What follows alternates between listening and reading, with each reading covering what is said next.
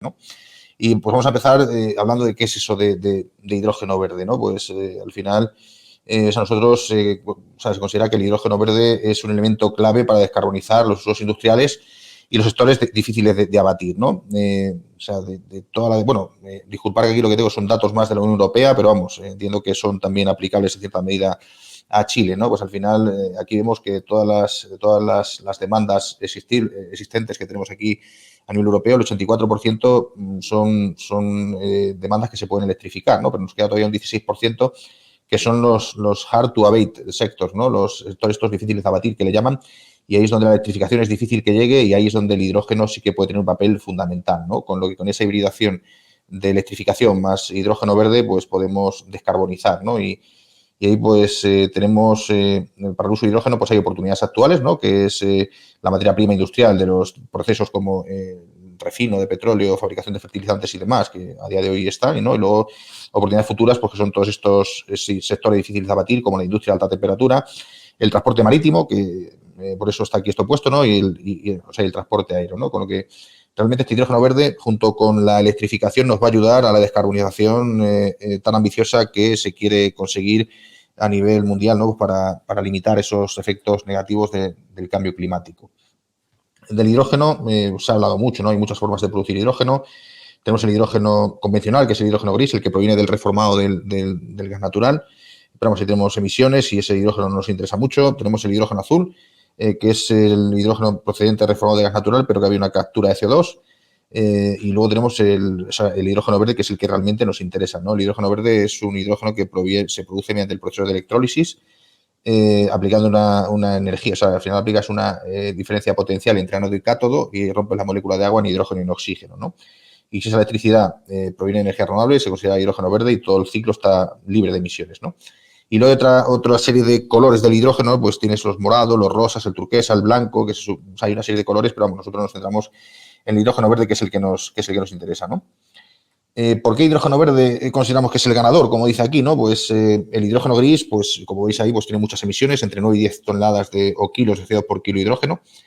El hidrógeno azul, pues puede ser una solución en la transición, pero el problema es que yo puedo capturar gran cantidad de esas emisiones, pero hay un porcentaje no lo puedo capturar, ¿no? Y luego el tema es, ¿qué hago con esos kilos de CO2 que capturo? Ahí sale la imagen esa, ¿no? Los meto debajo lo meto debajo del felpudo, ¿no? A ver qué hago con ello, ¿no? O sea, por eso el hidrógeno verde creemos que es la solución, ¿no?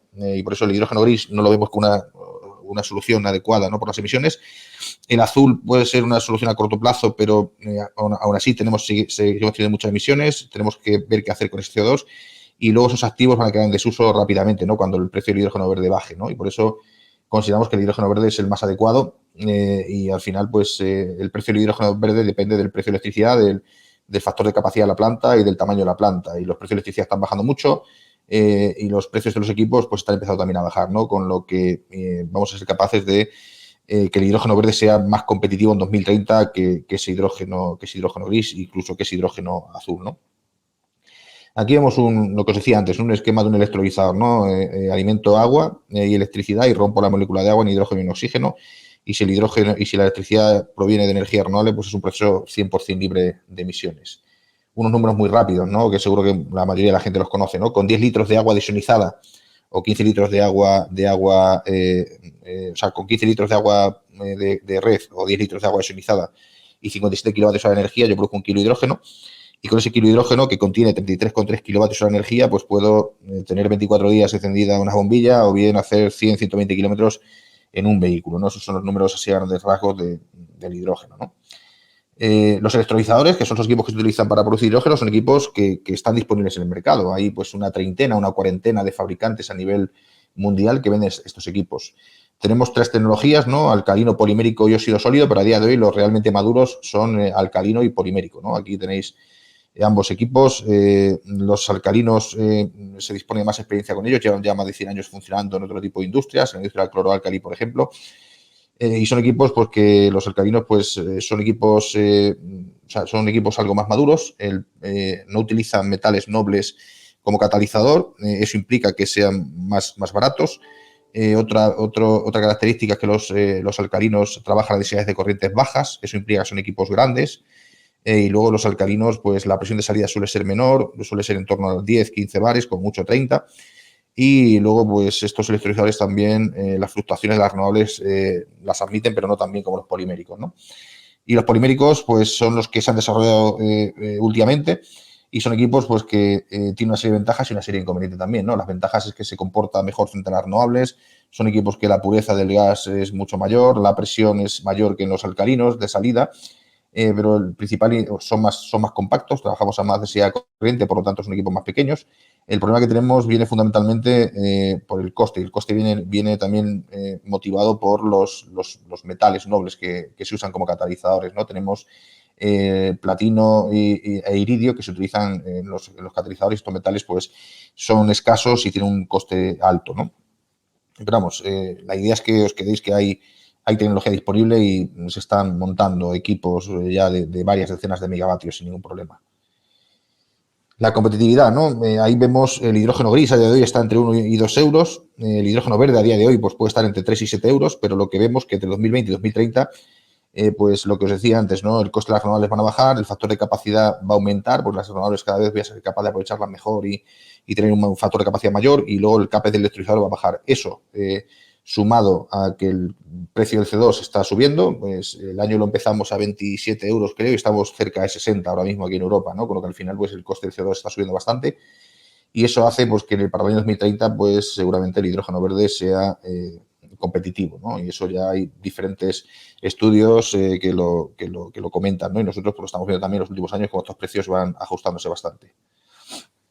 Y luego, por otro lado, hay un gran compromiso, ¿no? de las estrategias de hidrógeno verde, ¿no? Aquí la de Chile no la conozco porque, no la comento porque ya la conocéis vosotros, ¿no? Los 25 gigavatios que se quieren conseguir, ¿no? En Chile, ¿no? Y los 5 gigavatios, creo, o sea, ahí hay los objetivos que tenéis, ¿no? Pues aquí en Europa también tenemos una serie de objetivos y para el año 2030, pues aquí tenemos los objetivos que tienen los diferentes países, ¿no?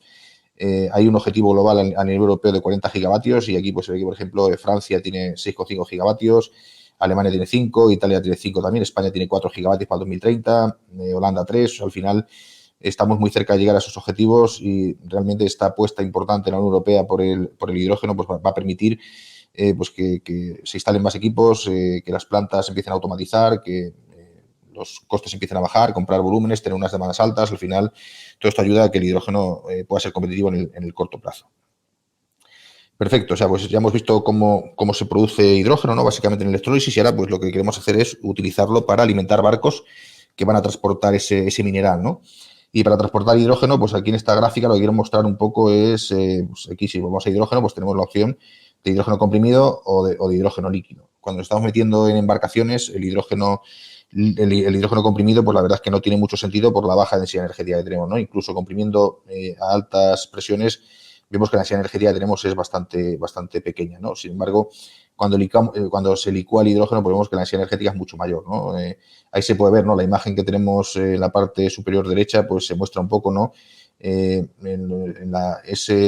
tanque de hidrógeno líquido a 2 bares ese tanque tiene 4,7 toneladas, mientras que todos estos tanques que están aquí en el otro circulito, pues a 300 bares contienen 4,4 toneladas, ¿no? Con lo que ahí se ve un poco que para embarcaciones el hidrógeno líquido es una solución interesante.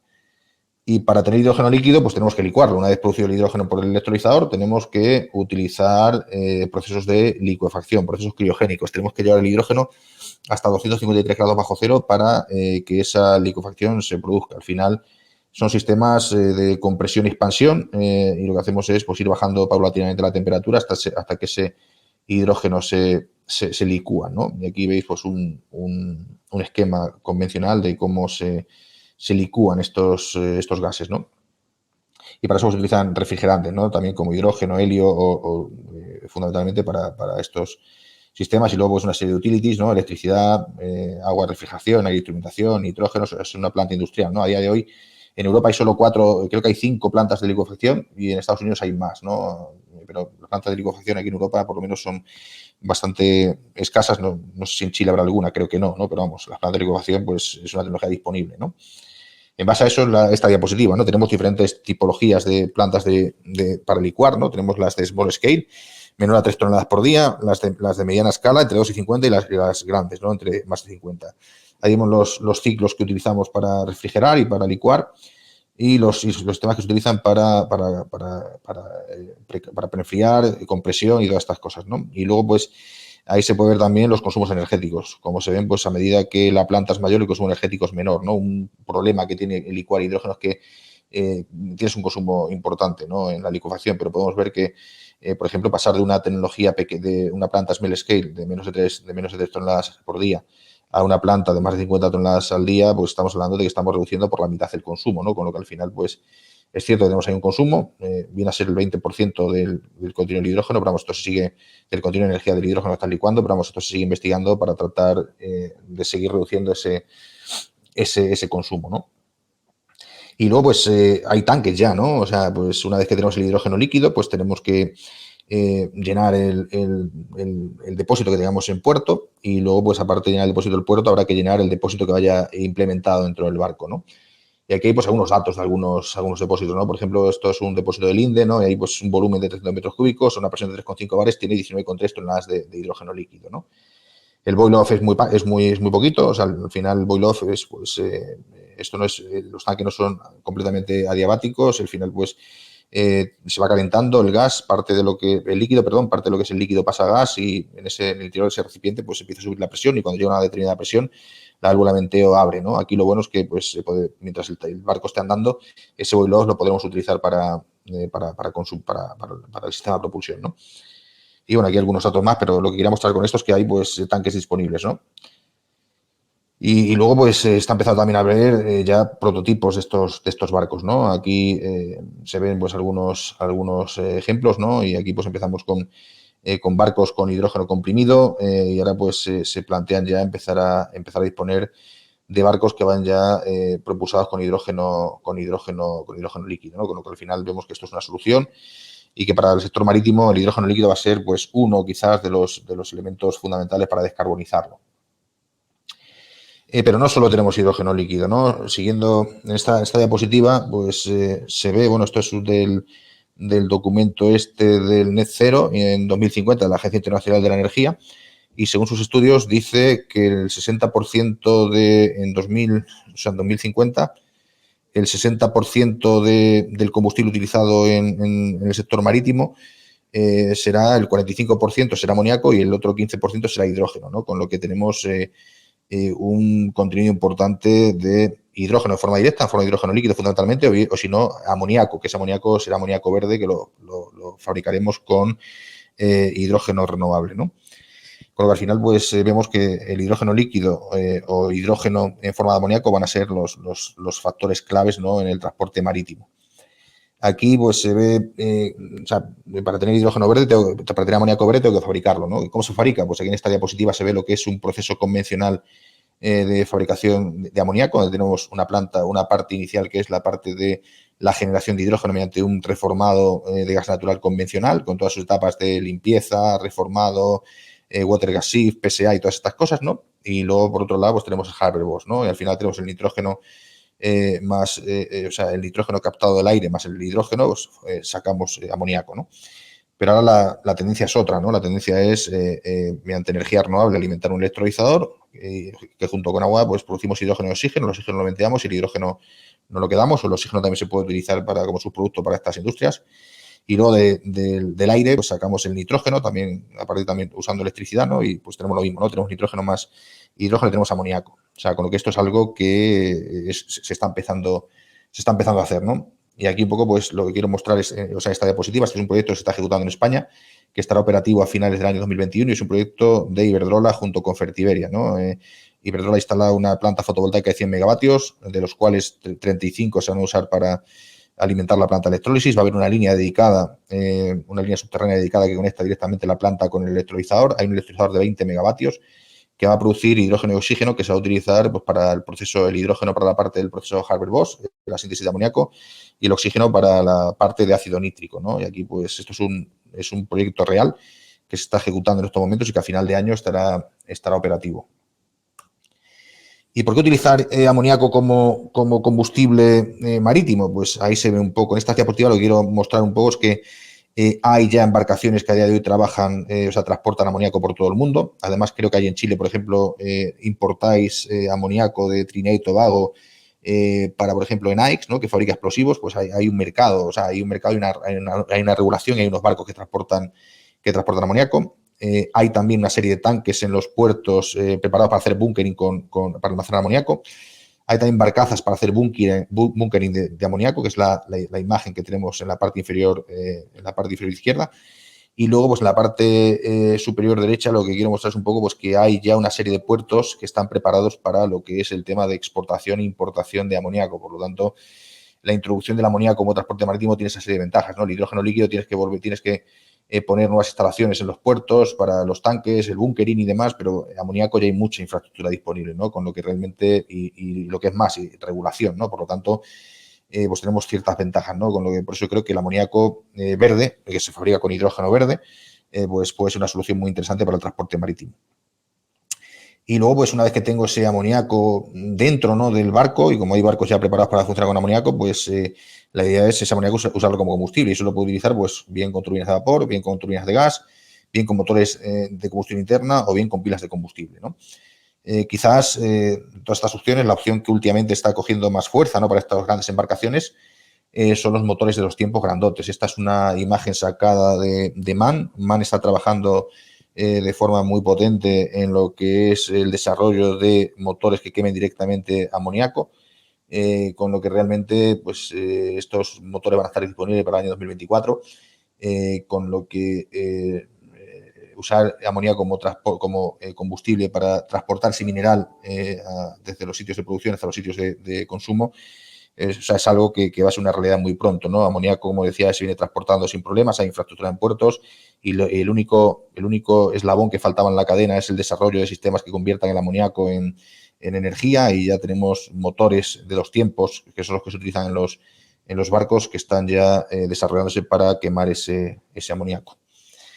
Y nada, esto es un poco lo que quería comentar, tratando de ajustarme a los 20 minutos. No sé si me he pasado o me he quedado corto, espero no haberme pasado. Y nada, pues con eso doy por finalizada mi presentación y nada, pues pendiente de las preguntas que puedan surgir.